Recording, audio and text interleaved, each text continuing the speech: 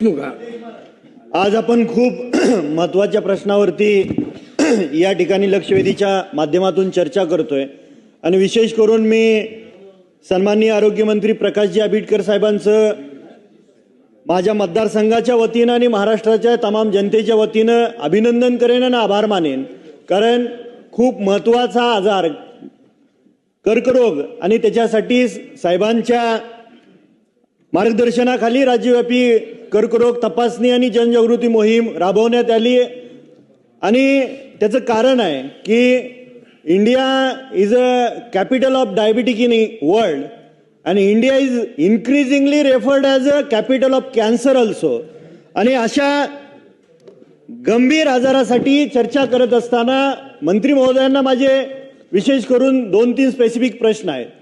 या उत्तरामध्ये आपण सांगितलंय की कोकणासाठी टर्शरी केअर सेंटर मुंबईमध्ये टाटा कॅन्सर हॉस्पिटल आहे, मराठवाड्यासाठी छत्रपती संभाजीनगरला एक कॅन्सर हॉस्पिटल आहे, लातूरला एक विवेकानंद हॉस्पिटल आहे, विदर्भासाठी राष्ट्रसंत Tukdoji Maharaj regional cancer hospital आहे. पश्चिम महाराष्ट्राचं टर्शरी केअर सेंटरचं काय कोणतं आहे आणि ते नसेल तर आपण कधीपर्यंत चालू करणार? महाराष्ट्रामध्ये 36 जिल्हे आहेत आणि 36 जिल्ह्यापैकी फक्त 8 जिल्ह्यांमध्ये किमोथेरपीची ट्रीटमेंट आपण चालू केली. इतर जिल्ह्यांचं काय, ती कधी चालू करणार? कॅन्सरसाठी रेडिओथेरपीची ट्रीटमेंट सुद्धा आवश्यक असते. देशमुख साहेब स्पेसिफिक प्रश्नच आहेत साहेब. रेडिओथेरपीची सुद्धा ट्रीटमेंट गरजेची असते. त्या रेडिओथेरपीसाठी सेंटर जिल्ह्याच्या ठिकाणी कधी उभे करणार? आणि डायग्नोसिससाठी पेट स्कॅन मशिनरी उपलब्ध असणं गरजेचं आहे.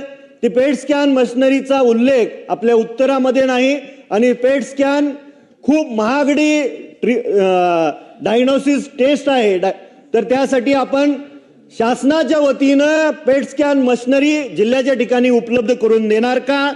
आणि prevention is better than cure, तर त्यासाठी आपल्याला या राज्यामध्ये जास्तीत जास्त कॅन्सर हॉस्पिटल्स उभा करणं अपेक्षित आहे. ते लवकरात लवकर आपल्या शासनाच्या वतीनं करावीत एवढी विनंती करतो.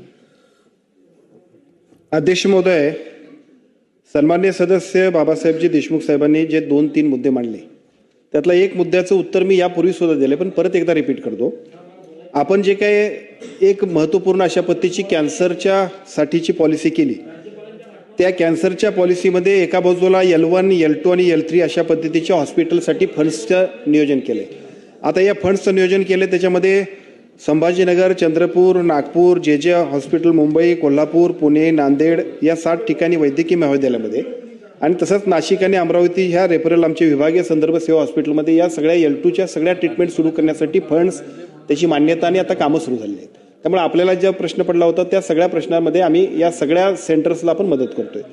दुसरा प्रश्न आपण जो विचारला आहे त्या दुसऱ्या प्रश्नाचं उत्तर असं आहे की आपण आता पहिल्या टप्प्यामध्ये 8 ठिकाणी रेडिओथेरपीचे सेंटर्स आपण सुरू केले आहेत, परंतु हे 8 ठिकाणचे सेंटर्स अपुरी पडत आहेत. म्हणून राज्य शासनाच्या वतीनं सार्वजनिक आरोग्य विभागाच्या वतीनं अजून 26 ठिकाणी PPP तत्वावरती ही रेडिओथेरपीची सेंटर्स आपण सुरू करतोय. त्याचा आता हे झालेलं आहे, टेंडर प्रक्रिया सुरू झालेली आहे. पुढच्या काही कालावधीमध्ये प्रत्यक्षात ते सुरू होतील अशा पद्धतीचं, म्हणजे आणखीन 26 ठिकाणी ते सुरू होतील. अजून एक मुद्दा महत्त्वाचा आपण सांगितलं आणि तो मुद्द्याबद्दल मात्र आम्हाला निश्चितपणे विचार करावा लागेल, कारण आपण जे सांगितलं की एकूण त्याची जी काय पेट स्कॅन असल्याशिवाय आपल्याला त्याची नोंदणी होत नाही. पेट स्कॅनचं निदान करायला तर इतकं महागडं आहे की ते पुण्या मुंबईमध्ये आल्याशिवाय ते होत नाही.